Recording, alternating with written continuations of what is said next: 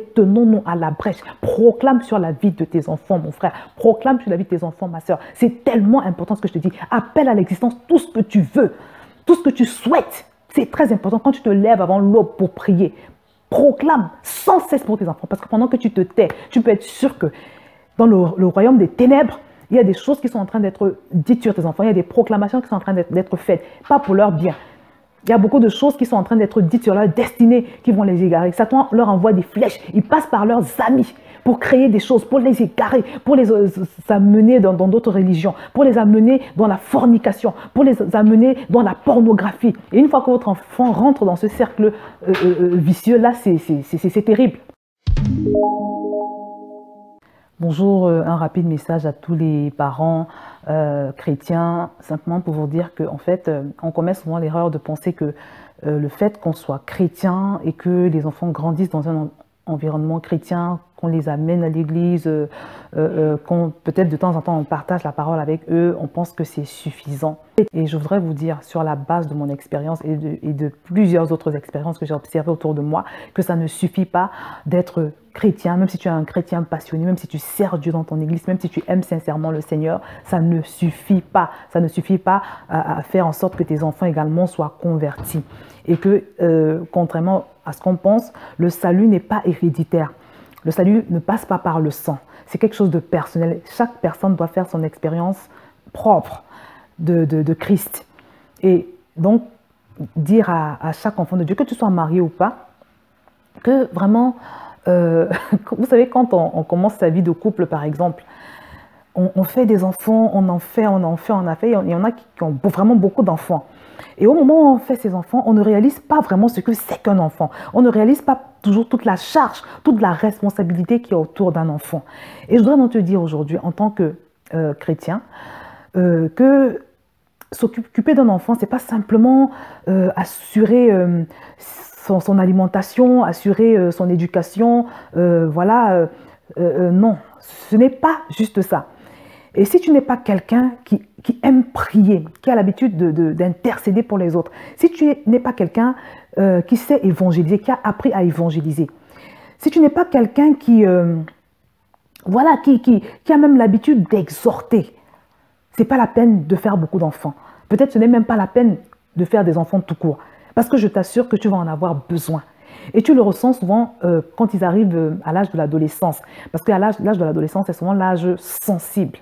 C'est souvent l'âge sensible. Quand l'enfant rentre en 6e, par exemple, il se retrouve confronté à toutes sortes de systèmes de pensée. Et cet enfant-là, il passe toute la journée avec ces gens du monde, ces gens qui ne connaissent pas le Seigneur. Il passe beaucoup plus de temps avec ces gens qu'avec toi. Donc si toi, de l'autre côté, en plus de l'exhorter tous les soirs, d'avoir des temps de prière avec cet enfant tous les soirs, par exemple, si en plus de ça, tu ne mènes pas un sérieux si tu ne fais pas un sérieux travail dans la prière, tu n'es pas à l'abri des surprises. Je t'assure, tu n'es pas à l'abri des surprises. Je me rappelle que quand ma fille est arrivée en 6e, un jour elle est rentrée, elle était je ne sais pas comment dire, mais elle n'était pas sereine, elle était mélangée dans son esprit. Donc, elle vient vers moi et me dit, mais au fait, vous nous dites que Jésus est Seigneur et tout, mais qu'est-ce qui prouve que Jésus n'était pas juste... voilà. Et pourquoi elle nous a posé ces questions? Parce que simplement, elle avait fait son trajet de retour du collège avec 2 de ses camarades de classe, l'une d'elles algérienne et l'autre sénégalaise. C'était des musulmanes. Donc, il y avait des musulmanes qui fréquentaient l'école coranique et qui lui avait beaucoup parlé. Donc, elles l'ont bombardée de toutes sortes de choses, le but étant de la convaincre que Jésus-Christ n'est pas Seigneur, que Jésus-Christ n'est pas l'incarnation de Dieu, qu'il n'est pas l'égal de Dieu, voilà, que c'était juste un simple homme comme ça. Donc, il a fallu maintenant que je cherche dans la parole de Dieu, qu'on cherche, qu'on l'enseigne, qu'on prie, parce que ce qu'elle avait entendu avait bâti une sorte de forteresse en elle.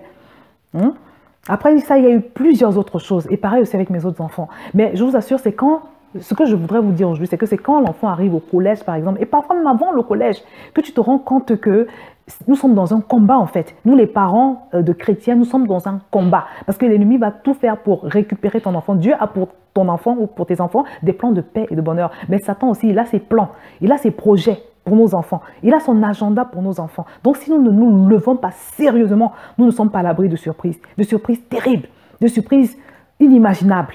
Donc voilà, ça c'était mon message aujourd'hui. Prenons le temps pour nos enfants. Ne nous contentons pas de les conduire à l'église, de les emmener avec nous à l'église. Nous ne nous contentons même pas d'avoir des temps avec eux à la maison. Mais tenons-nous à la brèche. Proclame sur la vie de tes enfants, mon frère. Proclame sur la vie de tes enfants, ma soeur. C'est tellement important ce que je te dis. Appelle à l'existence tout ce que tu veux, tout ce que tu souhaites. C'est très important quand tu te lèves avant l'aube pour prier. Proclame sans cesse pour tes enfants. Parce que pendant que tu te tais, tu peux être sûr que dans le royaume des ténèbres, il y a des choses qui sont en train d'être dites sur tes enfants. Il y a des proclamations qui sont en train d'être faites, pas pour leur bien. Il y a beaucoup de choses qui sont en train d'être dites sur leur destinée qui vont les égarer. Satan leur envoie des flèches. Ils passent par leurs amis pour créer des choses, pour les égarer, pour les amener dans d'autres religions, pour les amener dans la fornication, pour les amener dans la pornographie. Ça aussi, c'est un phénomène terrible. Des enfants qui vont voir vos enfants au collège et qui vont leur faire des suggestions, qui vont leur dire, tu sais, il faut aller sur tel site, tu vas voir des choses voilà, intéressantes. Et souvent, c'est la pornographie. Et une fois que votre enfant rentre dans ce cercle vicieux-là, c'est terrible pour qu'il en sorte. Donc, vraiment, prenons du temps pour nos enfants. Et ne croyons pas naïvement que le salut est héréditaire. Et aussi, même en ce qui concerne le nombre d'enfants, mes amis, faites attention. On ne fait pas des enfants... un nombre d'enfants, parce qu'on aime les enfants simplement. Non, non, non. Même ça, là, il faut aussi que ce soit conduit par le Saint-Esprit de Dieu. Ce que je vous dis est tellement important. Le nombre d'enfants que tu fais, en fonction de... Fais-le en fonction de tes capacités, même de ton poids spirituel. Parce que c'est une lourde responsabilité. Autant d'enfants que tu auras, autant d'âmes que tu auras à sauver. Le nombre d'enfants que tu as, je veux dire, correspond au nombre d'âmes que tu auras à sauver. Ce que je te dis est, si tu ne l'as pas encore vécu, ce n'est qu'une question de temps. Tu vas le comprendre. Mais je te parle pour t'avertir et je prie vraiment que cette parole trouve un cœur ouvert, des cœurs ouverts. Donc, je ne vais pas en dire plus. Que le Seigneur nous fortifie, tous qui nous aident, tous dans l'éducation de nos enfants, qui nous remplissent de sagesse, même déjà en ce qui concerne le nombre d'enfants que nous faisons et aussi la façon de les encadrer. Donc, je vais m'arrêter là et je vous dis à très bientôt.